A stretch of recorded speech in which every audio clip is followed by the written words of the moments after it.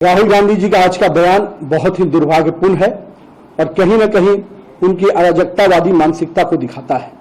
मैं मानता हूं कि भारतीय राजनीति में जहां सूचिता, सामाजिकता और कहीं न कहीं एक दूसरे को सम्मान देने की प्रक्रिया है, उसमें उनका यह बयान बहुत ही दुर्भाग्यपूर्ण है। मैं मानता हूं कि लगातार हो रही हार, निराशा कहीं न कहीं उनके स्वभाव और उनके चरित्र में दिख रहा है और यही हताशा और निराशा आज उनके इस सब तरह के शब्दों के बयान आ रहे हैं। मैं पूछना चाहता हूं राहुल गांधी जी, आपके पूर्वजों ने इस देश की जमीन और जमीन को हमेशा गिरवी रखने का काम किया, कभी हमारे सैनिकों के मनोबल को बढ़ाने का काम नहीं किया।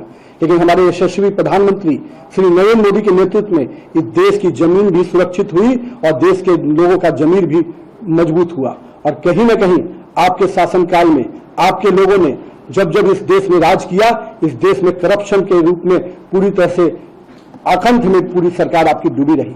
आज हम करप्शन पे जीरो टॉलरेंस की नीति पर काम करते हैं।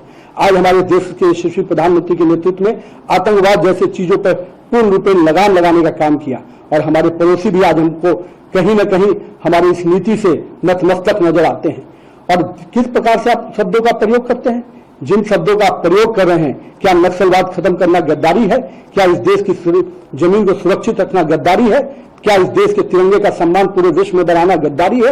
अगर ऐसे शब्दों का प्रयोग करते हैं तो मुझे समझ में नहीं आता कि आपके पूर्वजों ने, आपके कांग्रेस के पुराने नेताओं ने जिस प्रकार से यहाँ के सैनिकों के सर काट दिए जाते थे, आप मौन बैठते थे। लेकिन आज भारतीय सेना को सम्मान के साथ, स्वाभिमान के साथ काम करने का जो मौका मिला है, वो यशस्वी प्रधानमंत्री नरेंद्र मोदी के नेतृत्व में मिला है। और मैं मानता हूं कि भारतीय राजनीति का आप राहु है, जो कहीं न कहीं पूरे तरह से देश की राजनीति की वातावरण को गंदा और दूषित करते हैं।